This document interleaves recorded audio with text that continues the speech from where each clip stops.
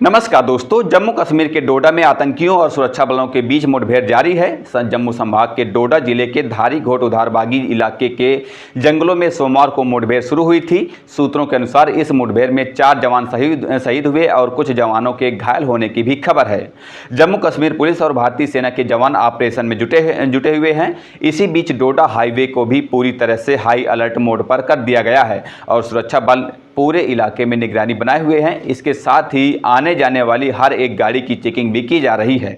जम्मू संभाग के डोडा जिले के धारी घोट उधारबागी इलाके के जंगलों में 2 से 3 आतंकियों के छिपे होने की खबर है।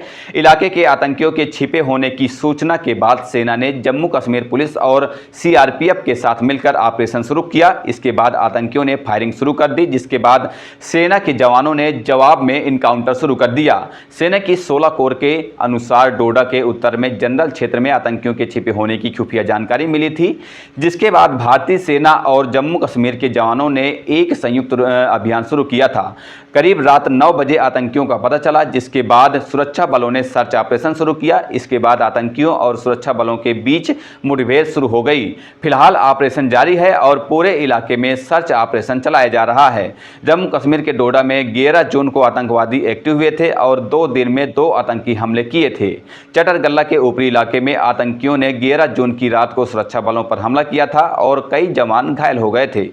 इसके बाद सेना और जम्मू कश्मीर पुलिस ने ज्वाइंट ऑपरेशन में 3 आतंकियों को मार गिराया था। जम्मू के डोडा में जहां आतंकियों और सुरक्षा बलों के बीच मुठभेड़ जारी है, इस बीच राज्य के डीजीपी आर स्वैन ने खुलासा किया कि आतंकी पंजाब की सीमा से जम्मू कश्मीर में घुसपैठ कर रहे हैं। वहीं जम्मू कश्मीर में काम करने वाली राजनीतिक पार्टियों ने वोटों के लिए आतंकी नेटवर्क को बढ़ावा दिया। आर स्वैन ने कहा, आतंकियों के मारे जाने पर उनके परिवारों के प्रति हमदर्दी दिखाना न्यू नॉर्मल का हिस्सा है। वे घर जाते हैं और सहानुभूति जताते हैं।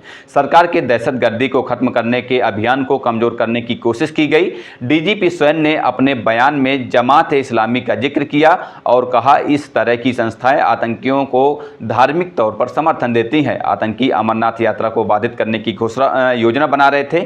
घुसपैठ की कोशिश कर आतंकियों की अमरनाथ यात्रा को बाधित करने की योजना थी।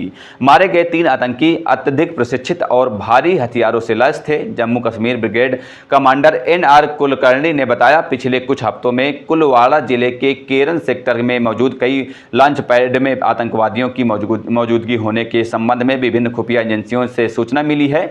पिछले कुछ हफ्तों से नियंत्रण रेखा पर हमारे सैनिकों का आक्रामक रूप से दबदबा रहा है।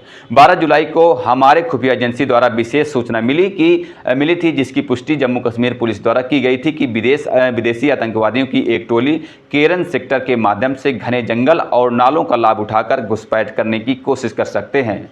घुसपैठ के ज्ञात मार्गों पर सुरक्षा बलों द्वारा संयुक्त रूप से घात लगाकर 3 आतंकवादियों को मार गिराया गया। तलाशी अभियान के दौरान बड़ी संख्या में हथियार बरामद किए गए। बहरहाल इस खबर पर इतना ही। आगे की जो भी अपडेट होंगी हम आप तक पहुंचाते रहेंगे। फिलहाल चलते हैं, मिलते हैं किसी नई खबर के साथ। तब तक के लिए बहुत बहुत धन्यवाद, शुक्रिया।